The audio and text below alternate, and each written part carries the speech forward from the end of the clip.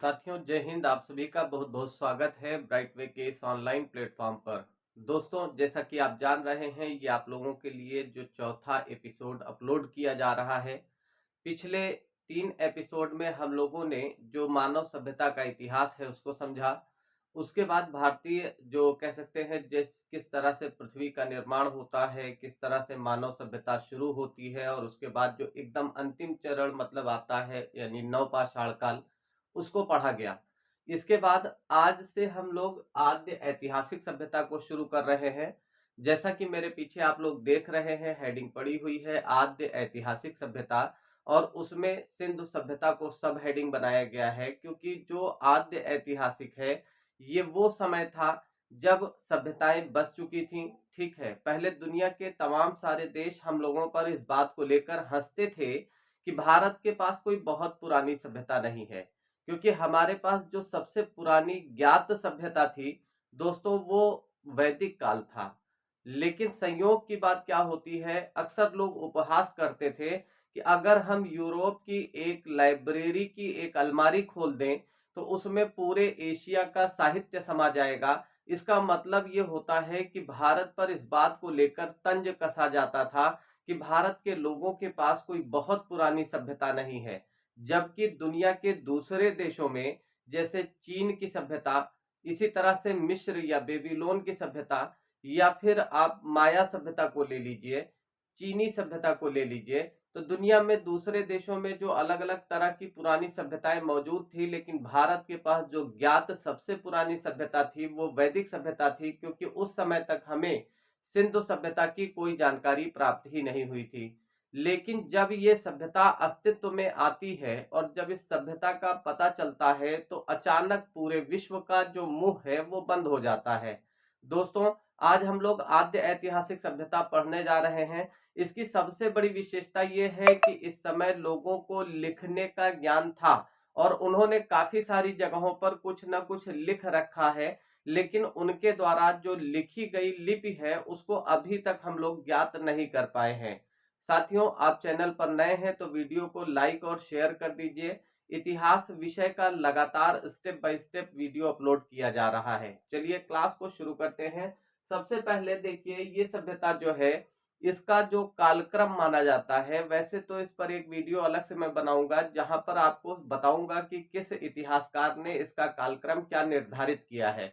लेकिन जो अधिकांश विद्वान हैं, और रेडियो डेंटिंग विधि होती है जिसे कहते हैं कार्बन C14, उस विधि को जब उससे ज्ञात किया गया तो ये पाया गया कि ये सभ्यता लगभग 2500 से 1750 ईसा पूर्व के बीच में रही है। तो सबसे प्रमाणित काल जो आपको याद रखना है और प्रत्येक दशा में याद रखना है कि सिंधु सभ्यता का कालक्रम क्या था, तो वो आपका जो पहला क्वेश्चन है कि क्या होगा, तो 2500 से 1750 ईसा पूर्व का जो काल है वही आपका जो है कह सकते हैं माना जाता है। इसके बाद देखिए, जो सिंधु सभ्यता है इसे कई सारे नामों से जाना जाता है। ठीक है, जैसे किसी इंसान को हम लोग कई सारे नामों से बुला देते हैं। कभी कभी आपने देखा होगा कि किसी के घर का नाम कुछ और है, बाहर का नाम कुछ और है, मित्रों ने कोई और नाम रख दिया है। इसी तरह से जो सिंधु सभ्यता है उसकी काफी सारी विशेषताएं हैं जिसके कारण इसको कई नामों से जाना जाता है। जैसे इसे विश्व की प्रथम नगरीय क्रांति कहते हैं। क्यों कहा जाता है, इस पर हम लोग अभी आगे बात करेंगे। ये ध्यान रखिएगा कि इसे विश्व की पहली नगरीय क्रांति कहा जाता है। इसी तरह से इसे हरियूपिया भी कहा जाता है।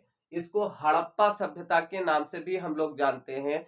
साथ ही मोहनजोदड़ो की सभ्यता भी कहलाती है, कांस्य युगीन सभ्यता भी कहलाती है, और इसी को इंडस वैली सिविलाइजेशन के नाम से भी जाना जाता है। इतने सारे नामों का कुछ ना कुछ तो रीजन होगा, कुछ ना कुछ तो कारण होगा जिसकी वजह से इसको अलग अलग नामों से संबोधित किया जाता है। दोस्तों, एक एक चीज पर हम लोग बात करते हैं। सबसे पहले तो ये समझ ले कि जो इसमें जो नगर मिले हैं, ठीक है, बहुत सारे नगर पाए गए हैं, और नगरों का को पाया जाना ये पहला ऐसा जो है क्रम था, ये पहला ऐसा मामला था जिसमें किसी सभ्यता में नगरों की खोज की गई।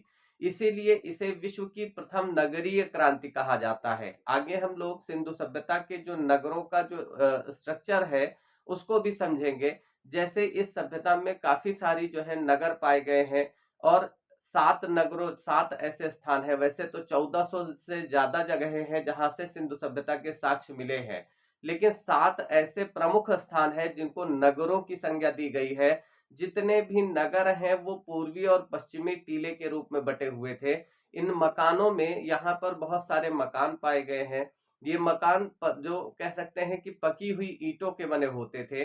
साथ ही साथ मकानों से नालियां बनी हुई थी, जो नालियां थी घर के पानी की निकासी के लिए, तो नालियों की भी व्यवस्था पाई गई है। साथ ही साथ ये नालियां आगे जाकर बड़े नालों में मिलती थी। ये बड़े नाले आगे जाकर नदियों में मिलते थे। मतलब एक लंबी चौड़ी जो है कह सकते हैं नगरीय संरचना जो है वो हमें सिंधु सभ्यता में पाई जाती है।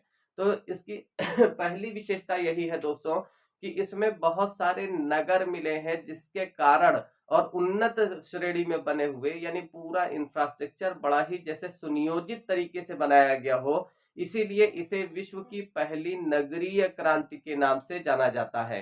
दोस्तों, दूसरी बात ये ध्यान रखना है कि जो वेद हैं, आपको पता है कि हमारा जो इतिहास है वो वेदों से शुरू होता है। यानी हमारे इतिहास की जानकारी हम लोगों को जो ऐतिहासिक प्रमाण है वो वेदों, पुराणों, उपनिषदों, ब्राह्मण ग्रंथों, इन सब चीजों से मिलती है। तो जो 4 वेद हैं, 4 वेदों में सबसे पहले कौन सा है जिसे ऋग्वेद कहा जाता है, दूसरा है जिसे यजुर्वेद कहा जाता है, तीसरे वेद को सामवेद कहा जाता है, चौथा जो वेद है उसे हम लोग अथर्ववेद कहते हैं। तो दोस्तों ये याद रखिएगा कि जो 4 वेद हैं इनमें सबसे ज्यादा प्रमाणित और पुराना वेद जो माना गया है वो ऋग्वेद को माना गया है। तो जो ऋग्वेद है उसमें भी इस सभ्यता का वर्णन किया गया है, लेकिन वहां पर इसे हड़प्पा नहीं कहा गया है दोस्तों। वहां पर इसके लिए एक शब्द यूज किया गया है जिसे हरियूपिया कहा गया है। तो याद रखिएगा कि जो हरियूपिया है, वेदों में जो ये हरियूपिया नगर आप देख रहे हो, पहला नगरीय क्रांति क्यों कहते हैं, क्योंकि इसमें नगर पाए गए हैं। ठीक है, पक्की सड़कें पाई गई हैं, नालियां पाई गई हैं, स्नानागार पाया गया है, किचन पाया गया है, आंगन पाया गया है, सीढ़ियां पाई गई हैं, 2 तल्ले के मकान पाए गए हैं। इन सब वजहों से इसे विश्व की पहली नगरीय क्रांति कहा जाता है। और हरियूपिया क्यों कहते हैं, तो इसका कारण क्या है हरियूपिया का, क्योंकि जो वेद है, वेदों में सबसे पुराना जो वेद है जिसे हम लोग ऋग्वेद कहते हैं, ऋग्वेद में इसको हरियूपिया के नाम से संबोधित किया गया है।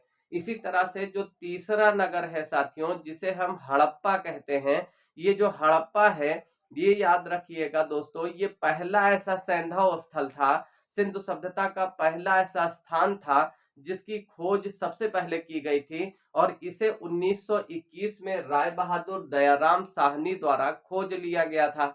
इसी वजह से चूंकि ये पहला स्थल था तो ये खोजा गया, और इसको खोजने वाले जो व्यक्ति हैं उनका नाम क्या है, राय बहादुर दयाराम साहनी। इसीलिए राय बहादुर दयाराम साहनी ने जब इसको खोजा तो इसी नगर के नाम से इस पूरी सभ्यता को संबोधित कर दिया गया और इसे हड़प्पा नाम से संबोधित किया गया। इसके बाद इसे आगे हम जो मोहनजोदड़ो भी कहते हैं। तो इसका कारण क्या है कि जो मोहनजोदड़ो है वहां से एक टीला प्राप्त हुआ, और सिंधु सभ्यता के 2 सबसे बड़े नगर जो थे वो हड़प्पा और मोहनजोदड़ो ही थे। आपने टीला देखा होगा या भीठा देखा होगा गांव घर में, जहां पर ढेर सारी जैसे मिट्टी का जमाव हो जाता है, उसी को टीला या भीठा कहा जाता है। तो एक टीला पाया गया था जहां से सिंधु सभ्यता के अवशेष बराबर मिलते रहते थे। इस जो टीला है, इस टीले को सबसे पहले एक अंग्रेज ने देखा था जिसका नाम चार्ल्स मेसन था, लेकिन चार्ल्स मेसन ने इसको नजरअंदाज कर दिया था। बाद में क्या होता है कि इस स्थान की जब खुदाई होती है तो यहाँ से भी सिंधु सभ्यता के सारे साक्ष्य मिलते हैं, और ये पता चलता है कि ये एक छोटी मोटी सभ्यता नहीं, ये अपने समय की विश्व की सबसे बड़ी सभ्यता है। तो ये चीज याद रखिएगा दोस्तों। इसको मोहनजोदड़ो की सभ्यता इसलिए कहा जाता है क्योंकि जो मोहनजोदड़ो है वहां से एक विशाल भीठा या टीला प्राप्त हुआ है। इसके अलावा इन दोनों नगरों को यानी हड़प्पा और मोहनजोदड़ो को मिलाकर एक परिभाषा एक इतिहासकार जिनका नाम पिग्गट है, तो इतिहासकार पिग्गट ने कहा कि हड़प्पा और मोहनजोदड़ो ये दोनों ऐसा देखकर लगता है कि ये दोनों एक विशाल साम्राज्य की दो जुड़वा राजधानियां हैं। यानी जैसे एक बहुत बड़ा सा साम्राज्य हो, टीवी में फिल्मों में आपने देखा होगा, बड़े बड़े राजा होते हैं, बड़े बड़े महाराज होते हैं, और उनका क्या होता है कि दो राजधानियां बना देते हैं। जब बड़े बड़े राजा क्या करते हैं, दो राजधानियां, जैसे अब यहाँ से भी शासन कर रहे हैं और यहाँ से भी शासन कर रहे हैं। इतिहास में आगे आप लोग पढ़ेंगे तो कई राजाओं ने अपनी दो राजधानियां बनाई थी। ठीक है, तो ये चीज याद रखिएगा कि इतिहासकार पिग्गट ने हड़प्पा और मोहनजोदड़ो को एक बहुत विशाल साम्राज्य की दो जुड़वा राजधानियां कहा है। ठीक है, तीसरी बात, अभी तक आप लोगों ने पढ़ा था कि जो मनुष्य है उसने सबसे पहले जिस धातु का प्रयोग किया वो तांबा थी। लेकिन आने वाले समय में धीरे धीरे सभ्यताओं का विकास होता है, लोग आगे बढ़ते हैं और लोगों ने अपने दिमाग का इस्तेमाल करके जो तांबा है उसके साथ टिन मिलाना शुरू कर दिया। और जब तांबा और टिन आपस में मिलाया जाता है तो उससे एक धातु तैयार होती है जिसे हम लोग कांसा या कांस्य कहते हैं। तो सिंधु सभ्यता ऐसी थी जिसमें कांसे का भरपूर इस्तेमाल किया गया है। यानी इसमें कांसे की नर्तकी की मूर्ति भी पाई गई है, कांसे के बर्तन भी पाए गए हैं, कांसे के कुछ औजार और पैमाने भी पाए गए हैं। इसीलिए जो सिंधु सभ्यता है इसे कांस्य युगीन सभ्यता भी कहा जाता है। इस चीज को भी आप लोग सब नोट करते चलिएगा, हर एक पॉइंट आपके लिए जरूरी है। क्वेश्चन कैसे बनेगा, चैप्टर को खत्म होने के बाद एक दिन इससे बनने वाले जितने भी क्वेश्चन हैं वो मैं आप लोगों को दूंगा।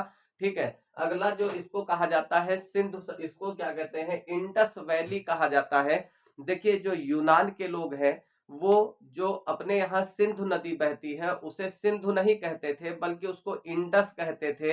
और इसीलिए जो इंडस है, इस सभ्यता को इंडस वैली सिविलाइजेशन के नाम से भी जाना गया है। आशा कर रहे हैं कि ये सारी चीजें आपको समझ में आई होंगी। अगली वीडियो में हम लोग इसके आगे बात करेंगे और सिंधु सभ्यता पर अभी कई चार पांच वीडियो जिसमें हम लोग पूरी सभ्यता को कवर करने का प्रयास करेंगे।